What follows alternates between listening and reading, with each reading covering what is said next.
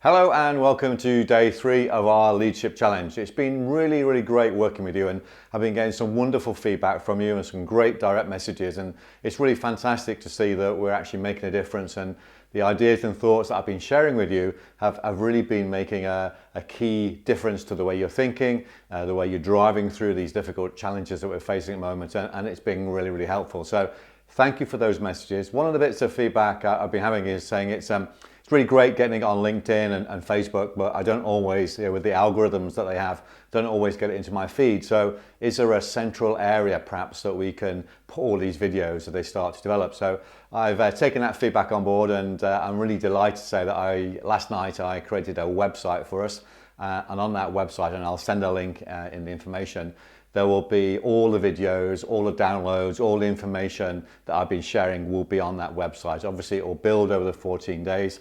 And once you've got that link, if you collect that as a favorite, then you'll be able to get access to that for life. I'll just leave it up for forever.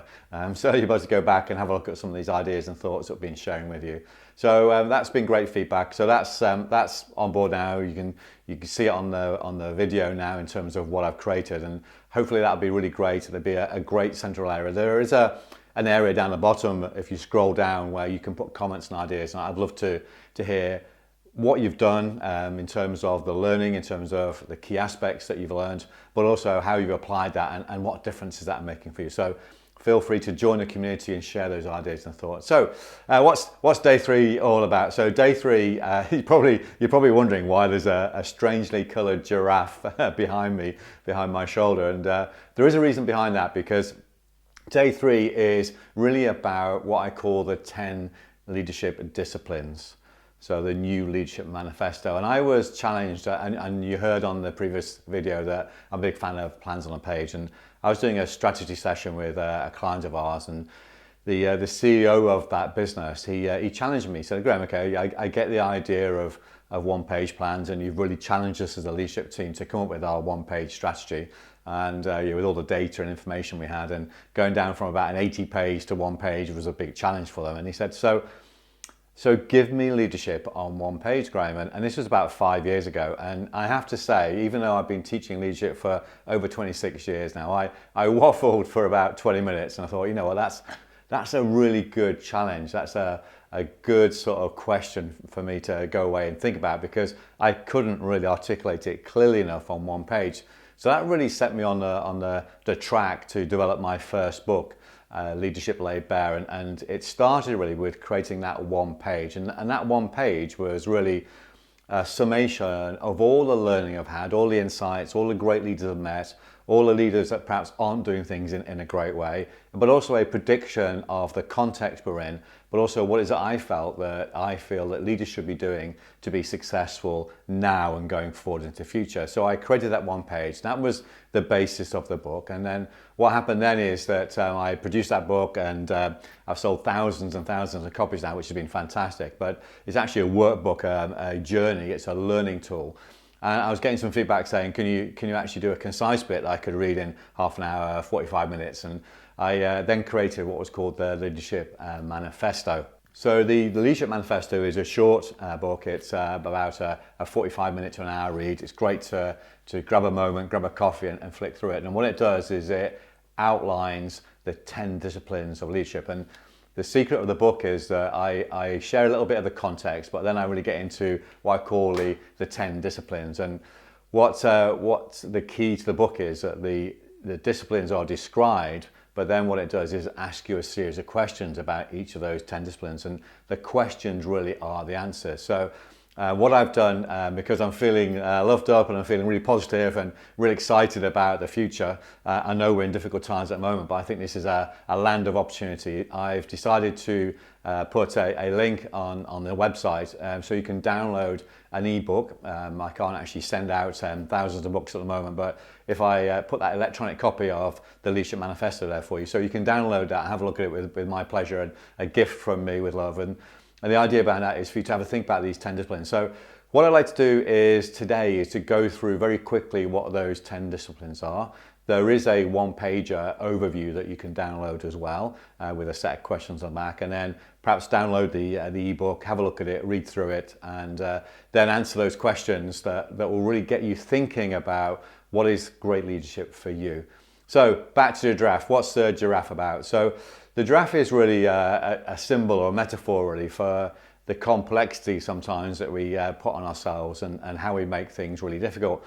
So if I was to say to you, without you seeing, if I just stand in front of that giraffe now and hide that giraffe and say to you, grab a bit of paper, grab a pen and draw me a picture of a giraffe. Now, some of you will probably thinking, oh my God, I'm hopeless at drawing. I can't draw. I got ridiculed at school for drawing, and my teacher told me I was no good at it. So I now believe that I've got this belief system that says I can't draw, and you think it's really difficult to do. And some of you might be thinking, giraffe, let's think about it. Maybe you Google it and you're quite good at copying or whatever.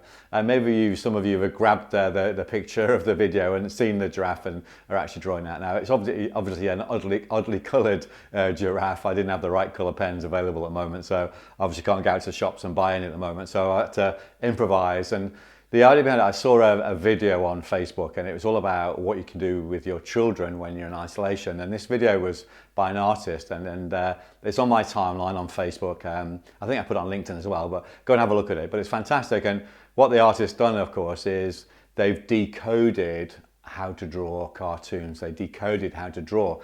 And drawing is one of these things that we believe we can't do, but if we know how to do it, then it becomes very, very simple. And there's a colleague of mine, a guy called Graham Shaw. If you don't know who Graham is, go and check him out on Google, on LinkedIn and Facebook. And he shares many insights about how if you break down the drawing and the cartoons into a series of sequences, then you can actually draw whatever you want in terms of cartoons, because all they require is the same sequence, but different variations. And this giraffe that I was drawing here, I'm not a great artist in my mindset, but you give me the tools and techniques and then I can do okay. And the artist is, if I can actually do this for you, this is actually drawn from my hand. And what you do is you put your hand on the bits of paper, you get a pen, and then you draw around the outline of your hands, and then you take your hand off and then you colour it in, and then that creates this amazing giraffe. And I guess it's quite amazing. I don't know. I think it's quite good anyway. But so what that's done for me is show me that if I know the skills and techniques and how to do things, then I'm going to be more successful and get better outcomes. So this session really is about decoding leadership. What are the 10 things that we need to do, that I believe we should do to be successful in our leadership roles going forward? And that's what I'd like to go through each one of those with you at a top level, and then the next videos will take those down and break them down and give you the how-to and the tools and techniques. So let's have a look at what I call the Leadership Manifesto, or your blueprint, or your framework. And remember, we talked about yesterday around the importance of understanding who you are, why you do what you do, but then what you do. And the what you do for me is my 10 leadership disciplines. So I see it a bit like a review document, a blueprint, and I look at the 10 disciplines and I ask myself, have I been living those 10 disciplines? And one of the things I've learned about great sports people and great leaders is that they are very disciplined. They do set up a way of working, a set of routines, but they also turn those ideas and thoughts into habits, and that's where the discipline comes in. That's why I call them the 10 leadership disciplines. Do I do them all the time? No. It depends on the situation I'm in, but I use it as a framework. And perhaps if I haven't done something for a while, I reflect and I think, I need to up that discipline for a little while to keep it going. So here's the 10 disciplines.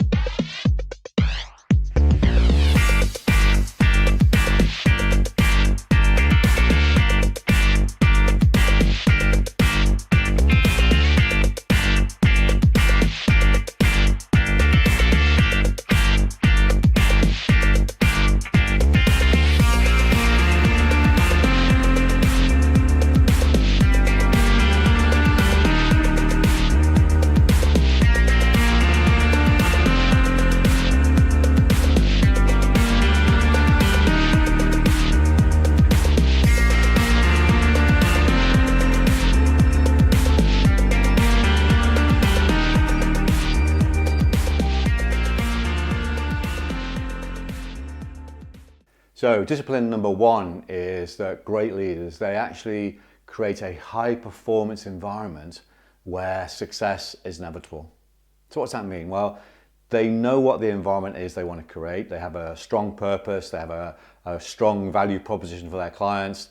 They are solving problems that need to be solved. And then they create a high performance environment where success is inevitable. And the high performance environment is something that is highly challenging, highly supported, it's still caring, but we're driven, we want to be the best we can be. And think about that high performance in elite teams, they're always pushing, always wanting to get better.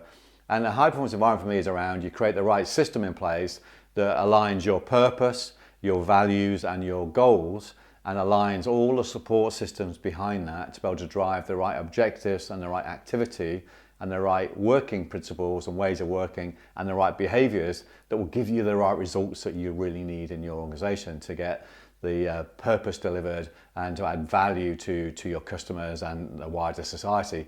So that's really what I mean by a high performance environment. And the skill of a leader, of course, is to be able to articulate that. So people who work for you and are inspired by what you do want to join you and want to enjoy that environment, and they want to work hard and they want to do the best they can be, and they want to actually do the bit and go beyond what they're being asked to do. Where success is inevitable, of course, is around this whole concept of leadership and anticipating and thinking around what are the things that could stop us from being successful, what are the things that could get in the way of us achieving our results and achieving our purpose, and be able to then identify what they are, and if you can, to remove those risks before they actually kill you. So identify the risks, kill them. If you can't kill them, then observe them and also have a plan B and a workaround to get around that. So how can you make sure that you can't fail? And I think when you think about organizations who are really good at that, they are in the moment, they're operational, but they're also anticipating what could be happening and they're almost like ahead of the game. So discipline number one is to keep your mind really on that question around how do I create a high performance environment where success is inevitable, and make sure that discipline then drives the right actions and the right thoughts around what you should be doing on a day-to-day basis. That's number one. Number two is all about people. Leadership really is about people, and anyone who doesn't believe that or doesn't know anything about people and don't understand that really leadership is about how you awaken possibility in people to deliver extraordinary results doesn't really know anything about business, because business is really about people. Even if you're running an online business, a technology business, it's still about people. You might have a manufacturing site with lots of robots that are doing lots of manufacturing elements for you.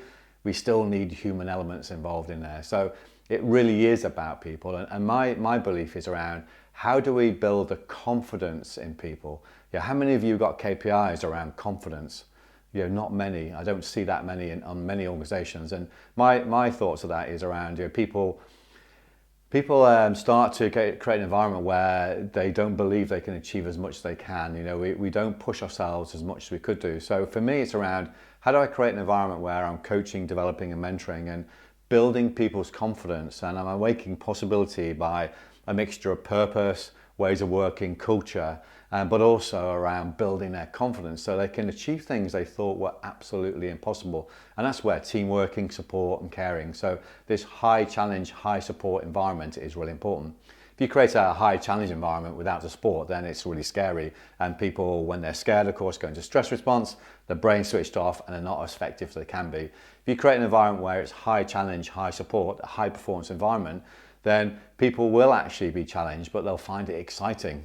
They'll find it stimulating and they'll go beyond where they thought was possible. So I think that's an important element. A key discipline is, as a leader, your job is to awaken possibility in your people to deliver extraordinary results. The third discipline is really about a set of principles really, and three core principles. There's many principles for leadership, but for me there's three core ones, and particularly in today's world, it's around boldness, simplicity and speed. So let me explain what I mean by that. Boldness is around thinking big, but it's also about being bold and being vulnerable. So it's not just about being the gung-ho leader at the top of the organization and being that maverick and that iconic leader. It's also about being able to be comfortable and confident enough to be able to be vulnerable and say, look, we're in this situation. Classic example now, we're in a an unknown situation. We're not sure what the problems are. We're not sure what the solution is going to be. So it's not possible for us as leaders to know all the answers. So you've got to be comfortable with that. You've got to be able to sit with that and be I suppose, communicative with your vulnerabilities and build that trust within your teams. And so that boldness is two sides. So one is about being bold and taking calculated risks and really going for it. And I always think, innovation is driven by being bold, being courageous and trying things out and being comfortable with failure and really pushing those boundaries. So being bold, but also being vulnerable as well. Simplicity in a complex world, what's the answer? Keep it simple. Think about what is it you do. If you're a retailer, you buy stuff and you sell stuff. So let's really keep things simple. If you're a manufacturer, you buy goods in, you manufacture it, you then sell it. So let's really get down to basics and keep things really, really simple. Let's keep it down to one-page plans. Let's keep it really, really top level and give people direction and then allow them to get on, get out their way, give them autonomy and give them support and let them deliver results. You never know, they might surprise you in terms of what they can do. And the final thing about speed, and I put speed in there really because one of the things I see, a lot of people confuse speed with being busy, and it's not about being busy, it's around operating with pace, and I think that's a really important thing. You can be efficient doing the wrong things, can't you? So it's about being efficient and effective, and sometimes it's really important to speed up by slowing down. I think those key elements are really important. So boldness, simplicity, and speed. Discipline 4 is all about striving to be 100% authentic. Leaders who can do this, they understand themselves, have a story to tell, they have an authentic leadership brand, they build on their strengths, they're happy being vulnerable, they are themselves, they bring their real selves to work, they share their leadership philosophy, they build trust, they're positive, healthy and happy. Leadership is really about energy, and being able to create positive energy, particularly in times like this, is you don't want to be a neg ferret, do you? You want to be someone who's energetic and positive and driving through this. So think about how you can become authentic. And on the next video, I'll be sharing with you ideas about how you can create your leadership brand. And I'll share with you the process I've gone through and the process I teach to others to be able to create really authentic, really powerful leadership brands. Number 5 is all about how leaders inspire action. Purpose is at the heart of everything they do. They make a difference. They have courage. They go out on a limb. They're bold. They tell stories. They give examples that give meaning. They inspire action. They create a sense of real value. Number 6 is about how you create high performance teams. They're comfortable with collaboration, empowerment, autonomy, and they know how to create high performance teams and how to sustain high performance within teams. And it's all about how you create these teams really, really quickly. And in today's world, we're part of many different teams, our work teams, our project teams, our global virtual teams. And it's the ability to be able to create and sustain high performance teams, but also to be able to work within teams, which is really, really important. Number 7 is really about how you unleash innovation. Great leaders, they create a culture where everyone comes up with great ideas to improve performance and add value. They innovate in every aspect of the business, whether that's from their financial modeling, from their business models, from their propositions, from their processes, procedures, their brand, their customer journey, and in almost like everything they do, from how they innovate in terms of building teams, how they innovate using technology, how they innovate down to how they run their meetings and organize tasks and workloads. And they're relentless discoverers, and they exploit technology and platforms and do the best they can every single day and improve every single day to really unleash innovation. Number 8 is all about how you manage ambiguity and kill risk. We want to take risks, but we want to make sure they're calculated risks, and we want to be able to make sure that we manage the unknowns. We help people with the step-by-step approach, and we are comfortable with paradoxes, and we make the complex simple, understand the need to have evolving plans. We're agile, we're sort of mentally tough and resilient and can deal with a world that's in perpetual crisis. And we can anticipate and kill risk quickly. We stay in touch with the world, we know what's going on, we know what the risks are, we make sure that we actually identify risks, get the right people in the room to kill the risk, and if we can't kill it, then we actually monitor it and have plan Bs in place. Number 9 is really about how we educate people. Great leaders, they help organizations learn. They inspire curiosity, They only tell when direction's absolutely necessary. They have amazing questions that really get people to think. They ensure that learning is applied. They lead with questions, they coach, they develop, they nurture capability, and they really build people's confidence and make sure people have the capability to perform in the world we're actually operating in. And number 10, and finally, is all about how we deliver with pace.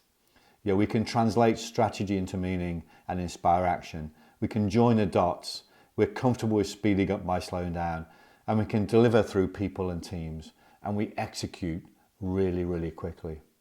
So there you have it, my 10 disciplines. So what would your 10 disciplines be? I said before, I can't tell you what you should be doing. I can give ideas and thoughts around what I've experienced, what I've learned, and what I've found out, and what I really believe in. Have a look at the ebook. Have a look at the questions that are in the ebook. You know, download the one pager. Have a little think about these 10 disciplines and think about what is it that you can do, and how would you articulate what your disciplines are in terms of you as a leader in your context. You're all different. We're all in different situations. We're all different personalities, and we're all human beings. So have a think about what your framework would be. You know, share that with me. Share that in the messages. Share that in emails, and let me know what you think. But go out there and think about the disciplines. And how do I use it? Well, I have the framework. I built it. I understand it. I try to execute it all the time. Sometimes I fail, things get taken over, I get on the hamster wheel, I get busy, and I have to use it as a review document. So my one pager is a framework and a review document that when I get time to think and reflect, I just ask myself, you know, have I spent some time with my team? You know, are my team operating at a high performance level? You know, have I created a high performance environment? You know, have I identified the risks? Have I killed those risks? Am I unleashing innovation, or am I creating a culture of compliance? And all those things are really important to think through. And I really hope you've enjoyed that. And I know when I've taught it before, people will get a really sense of understanding and simplicity around the fact that we, just like art, we've now decoded leadership, and we know what leadership is. You know, we know what the sequence and the key elements of leadership is. All we now need to do is to build a set of tools that we can use to actually bring it to life. And of course, we're going to share with you those on the next modules and the next videos coming forward in the next few days. Tomorrow, I'm going to be sharing with you the process I use to be able to create an authentic leadership brand. So I'll leave you there. It's a Sunday in the UK when I'm recording this video, so enjoy your Sunday. If you get a chance to read it, remember that all these videos are going to be put on our website, so you'll be able to have a look at those at your own leisure. But I really wish you well. I hope you're staying safe, and let's fight this together, and I'll see you tomorrow.